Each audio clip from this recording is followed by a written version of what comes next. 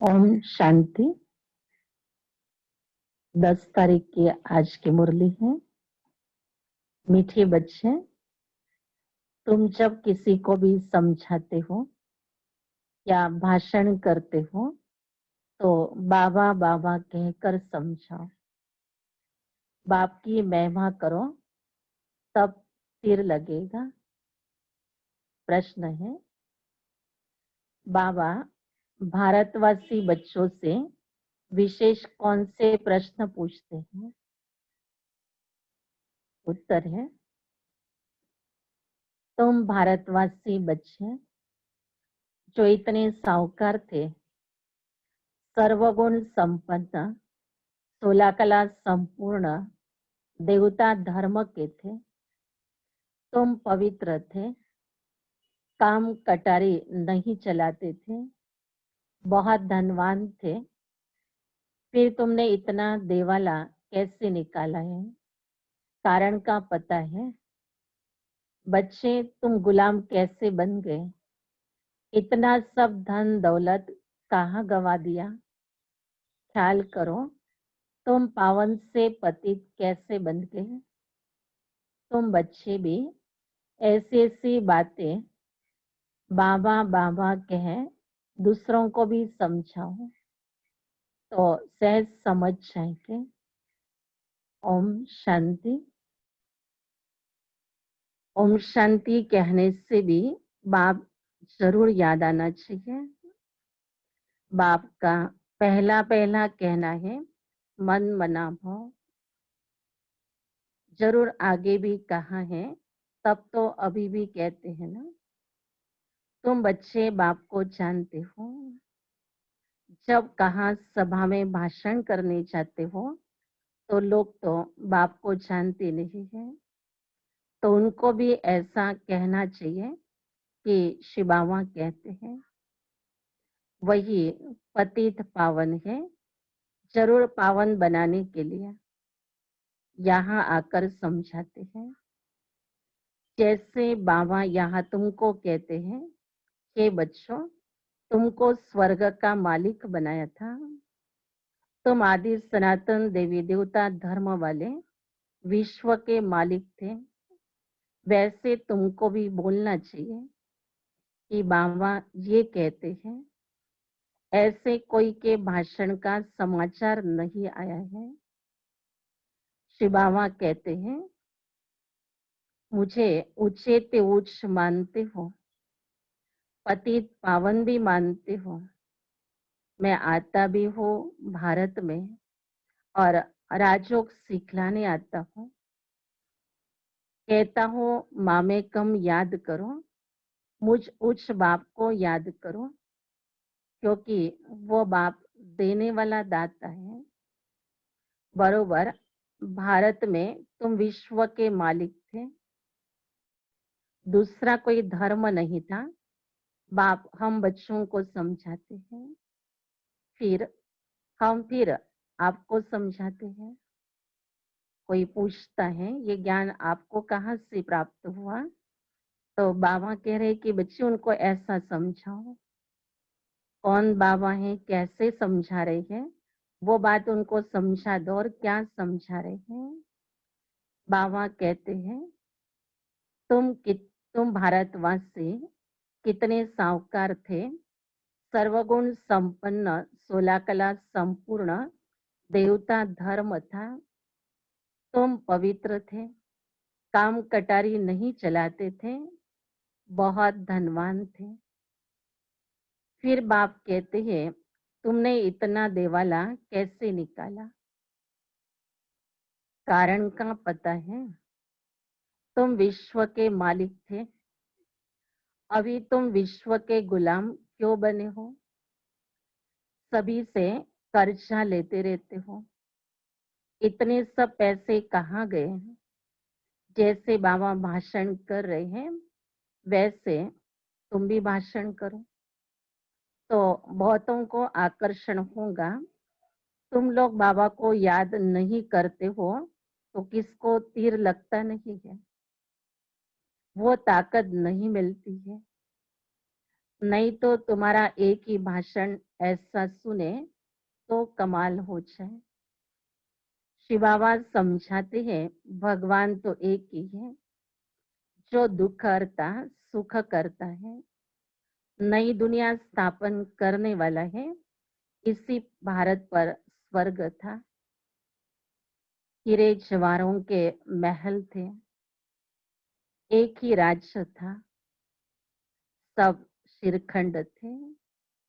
बाबा में जैसे साक्षात्कारी करा रहा है, ये भारत कैसा था। उस सुंदर भारत में हम अपने आप को अनुभव करें। जैसे बाप की महिमा अपरंपार है, वैसे भारत की महिमा भी अपरंपार है। भारत की महिमा सुनकर खुश होंगे। बाप बच्चों से पूछते हैं, इतना धन दौलत कहाँ गंवा दिया। 5-4 साल के बाद बाबा की और हमारी मुलाकात होती है। जरूर बहुत समय के बाद कोई आपस में मिलता है तो ये जरूर पूछते हैं कि इतना सब कुछ मिला था, वो सब कहाँ गया।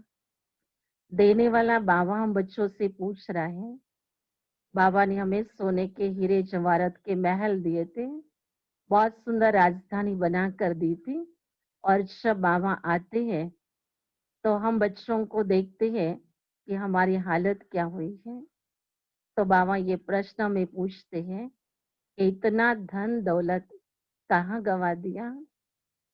भक्ति मार्ग में तुम कितना खर्चा करते आए हो, कितने मंदिर बनाते हो।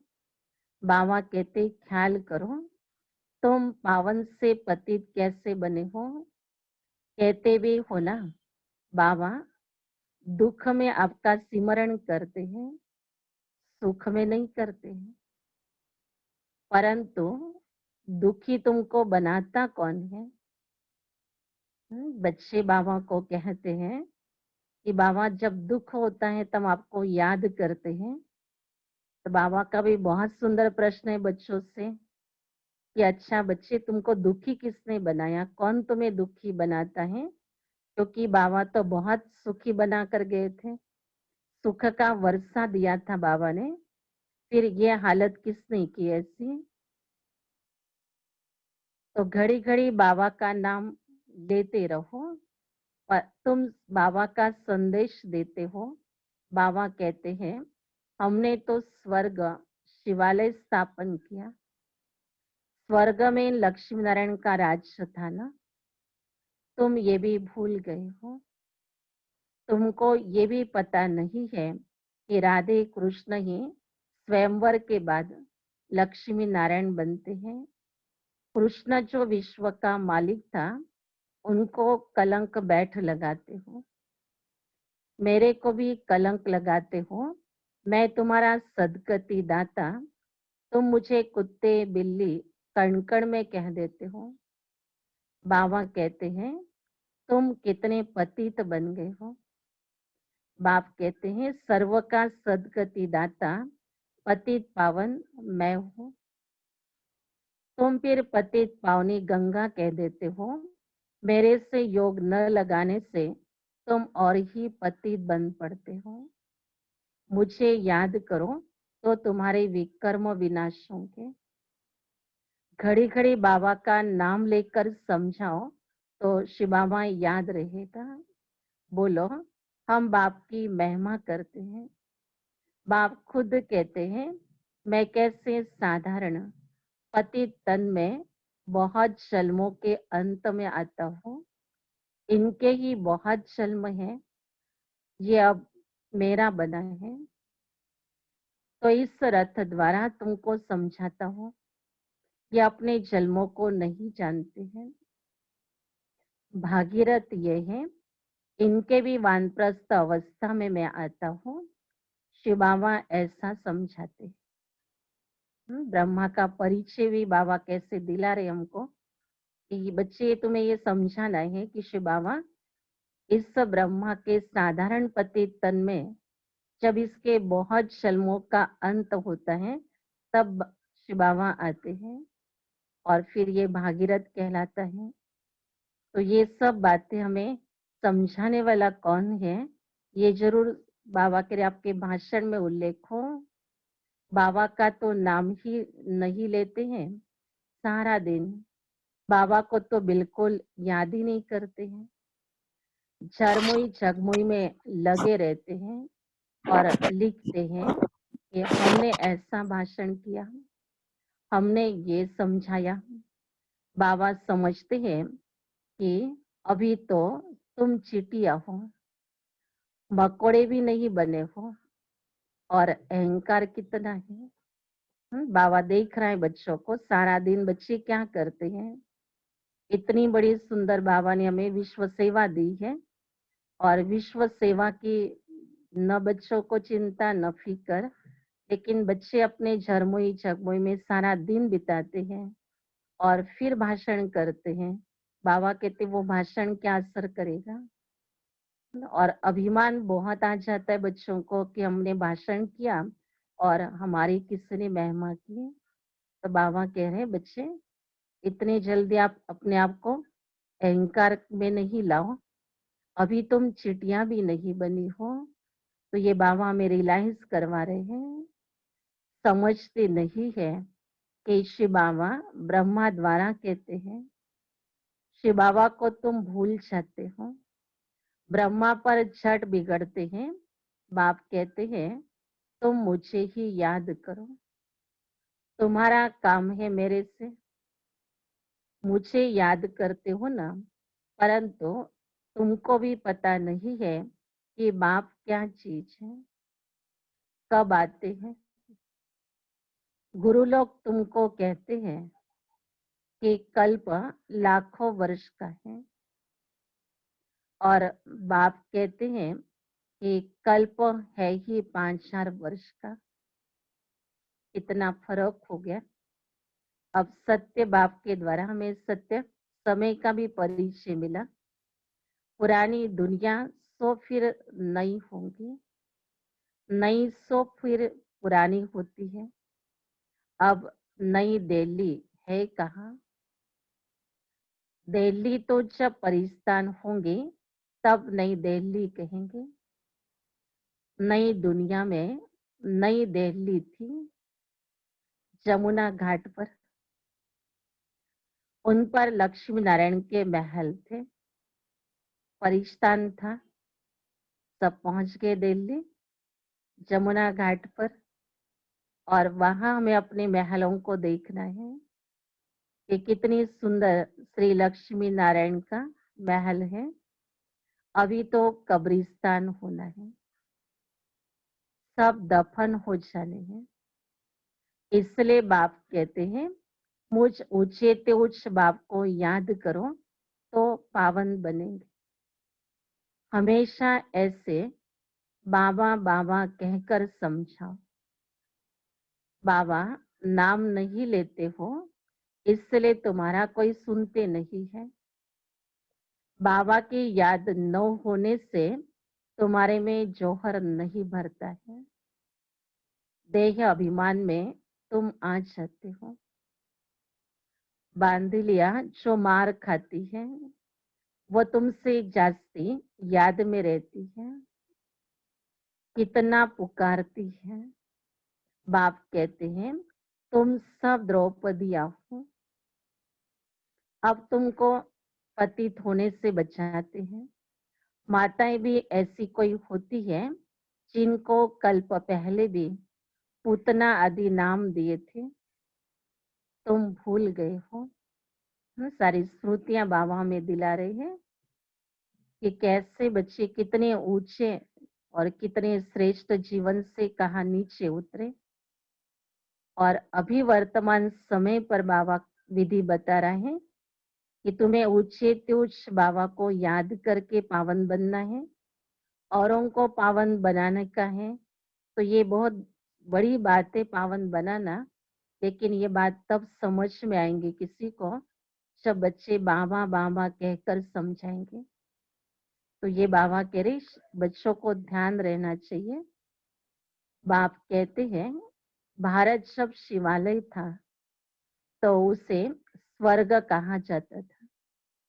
यहाँ फिर जिनके पास मकान, विमान आदि है, वो समझते हैं हम स्वर्ग में हैं।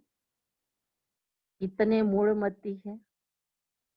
बाबा जो में स्वर्ग का साक्षात्कार करा रहा है, जो स्वर्ग का चित्र हमारे सामने खड़ा कर रहा है, उसको देख के और फिर सब मनुष्य जिसको आज स्वर्ग समझ रहा है, वह क्षणभंगुर सुख सुविधा के साधन जिसको वो अपने आप को स्वर्ग में अनुभव कर रहे हैं। बाबा कहते बच्चे इतने मूढ़मती बन गए हैं। तो बाबा को भी रहम आता है कि स्वर्ग क्या चीज है, वो बच्चों को बच्चे समझाए। हर बात में बोलो बाबा कहते हैं ये हठयोगी तुमको मुक्ति थोड़ी दे सकते हैं, जबकि सर्व का सदगति दाता एक है, फिर गुरु किस लिए करते हो? क्या तुमको सन्यासी बनना है या हठयोग सीखकर ब्रह्म में लीन होना है? लीन तो कोई हो नहीं सकता है। पार्ट सबको बजाना है। सब एक्टर्स अविनाशी है। ये अनादि अविनाशी ड्रामा है। मोक्ष किसको मिल कैसे सकता है? बाप कहते हैं मैं इन साधुओं का भी उद्धार करने आता हूँ। फिर पतित पावनी गंगा कैसे हो सकती है? पतित पावन तो मुझे कहते हो ना, तुम्हारा मेरे से योग टूटने से ये हाल हो गया। अब फिर मेरे से योग लगाओ तो विकर्म विनाश होंगे। मुक्ति धाम में पवित्र आत्माएं रहती है। अभी तो सारी दुनिया पतित है। बाबा हमें बुद्धि की ड्रिल करा रहा है। कभी नई दुनिया स्वर्ग की ओर ले चलता है, कभी पुरानी दुनिया में हम क्या बन चुके थे वो स्मृति दिला रहा है, और फिर बाबा संगम पर कह रहा है कि बच्चे तुम्हें बाबा कैसे पावन बना रहा है। ये पावन बनने की युक्ति तुमको सभी को समझानी है। आत्माएं समझ के बैठी है कि हमें मोक्ष मिल जाएगा। मोक्ष क्या है बाबा कहते ये भी पता नहीं है।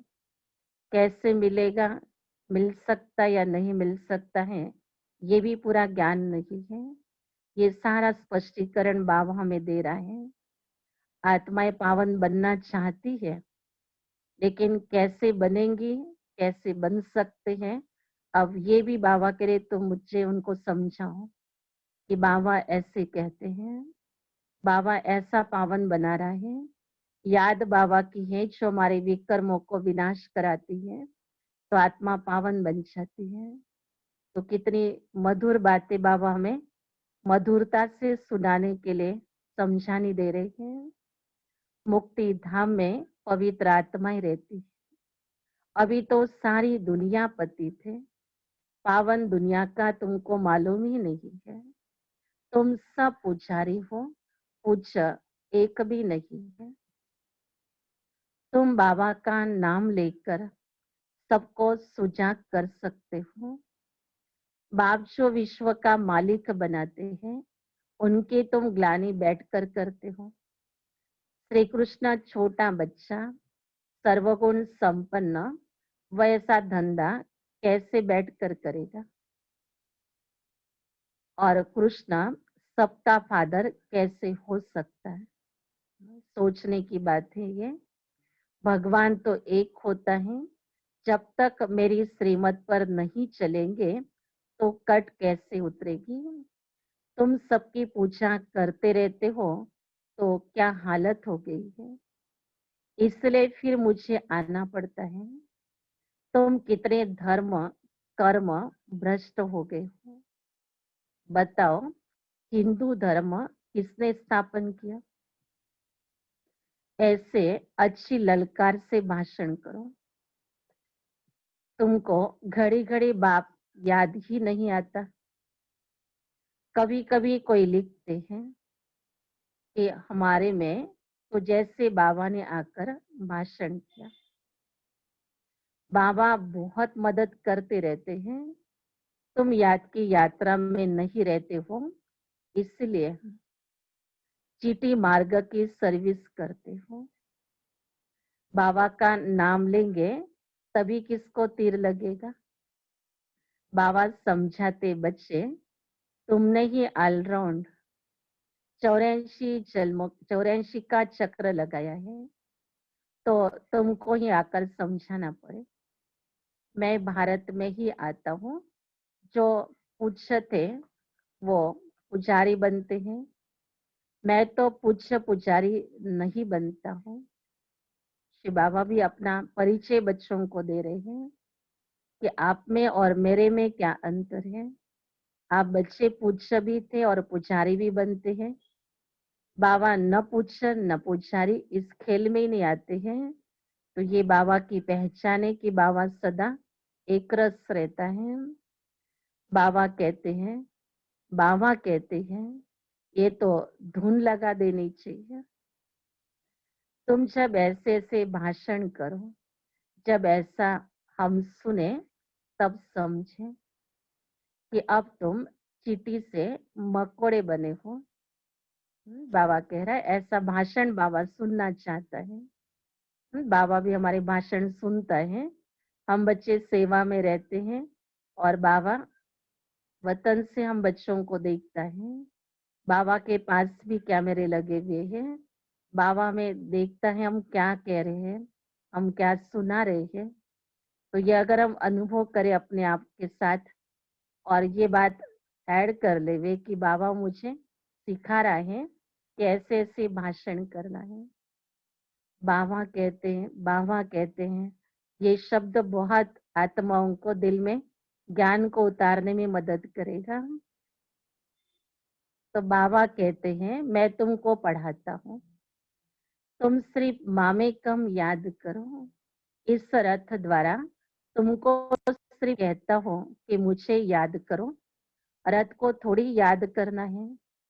बाबा ऐसे कहते हैं, बाबा ये समझाते हैं, ऐसे ऐसे तुम बोलो, फिर देखो तुम्हारा कितना प्रभाव निकलता है। बाप कहते हैं देह सहित सभी संबंधों से बुद्धि का योग तोड़ो। अपनी देह भी छोड़ी तो बाकी रही आत्मा। अपने को आत्मा समझ मुझ बाप को याद करो। कई कहते हैं अहम ब्रह्मास्मि, माया के हम मालिक हैं। बाप कहते हैं तुम ये नहीं जानते हो कि माया किसको कहा जाता है और संपत्ति किसको कहा जाता है। तुम धन को माया कह देते हो, ऐसे से तुम समझा सकते हो।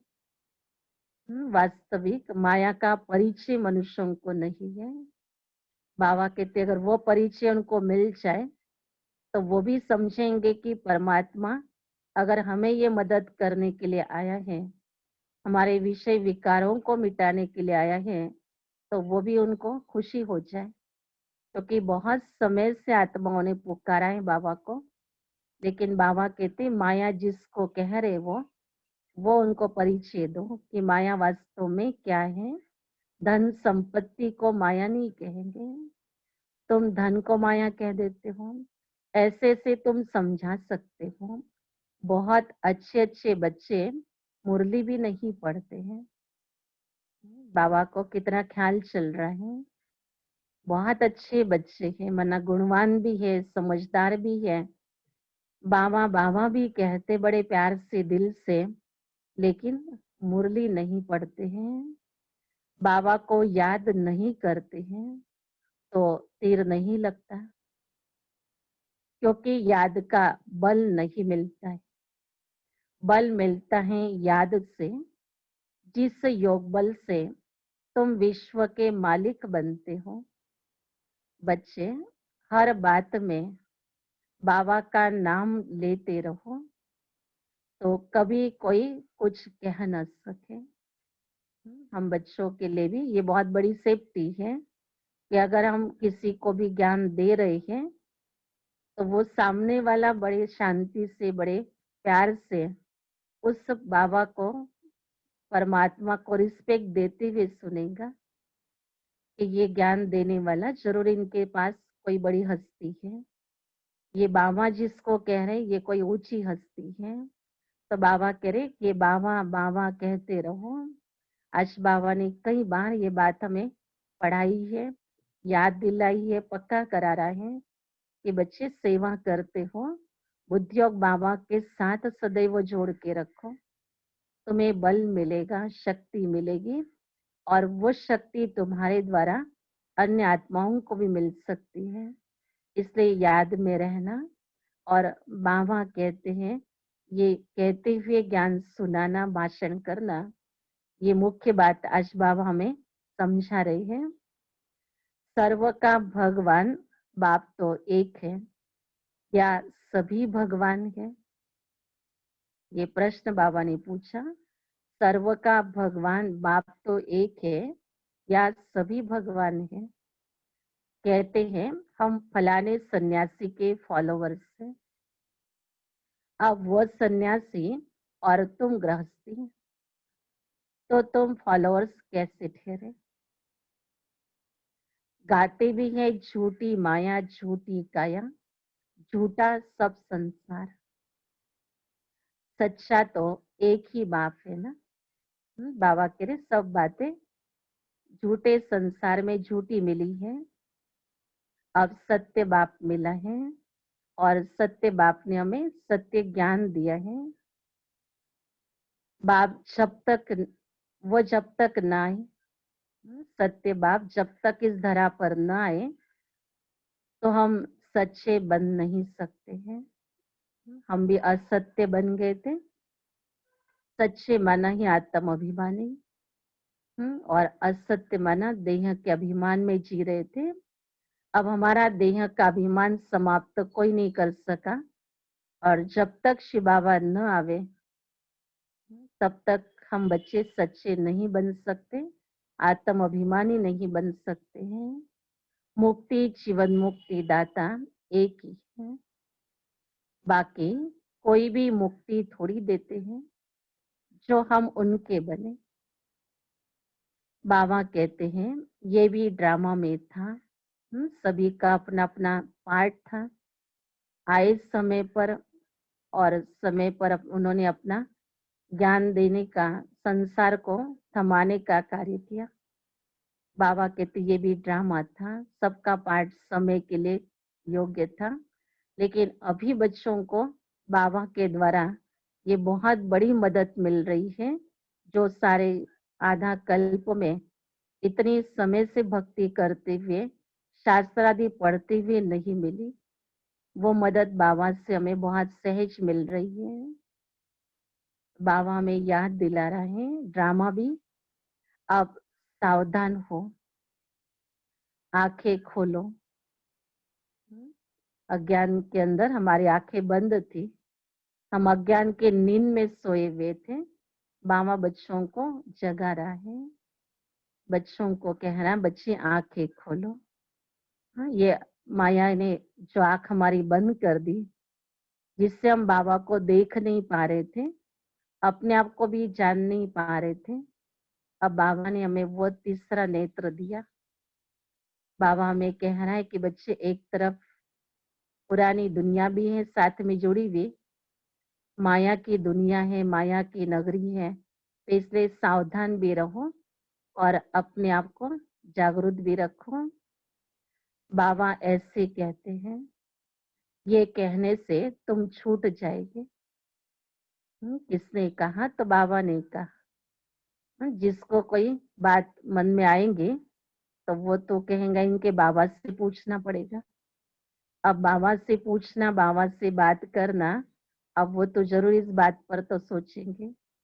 तो बाबा कहते, बाबा ऐसे कहते ये कहो, वरना तुम तो बच्चे छूट जाएंगे, तुम बच्चे अपना काम कर लोगे, उनको बाबा का संदेश तो मिल जाएगा।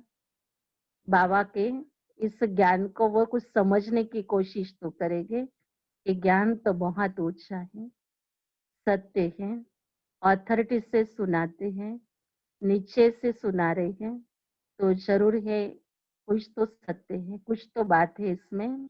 बाबा कहते बच्चे कहीं ना कहीं दिल को तो लग ही जाएगी, इसलिए बाबा कहते बस ये धुन बाबा कहते लगा दो, तुम्हारे ऊपर कोई बकवाद नहीं करेंगे।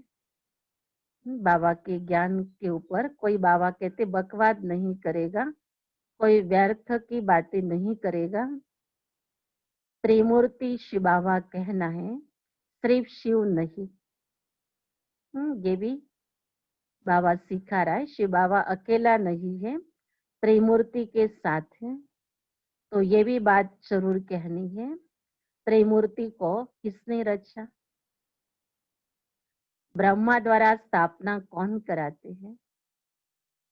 क्या ब्रह्मा क्रिएटर है? ये प्रश्न पूछने के लिए बाबा कह रहे हैं कि बच्चे पूछो उनसे कि त्रिमूर्ति को किसने रचा।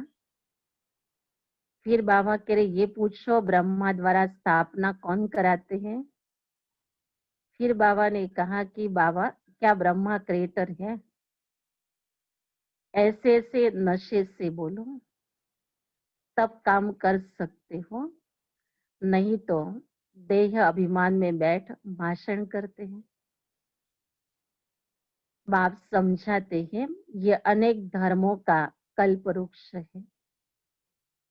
पहले पहले है देवी देवता धर्म, अब वो देवता धर्म कहाँ गया?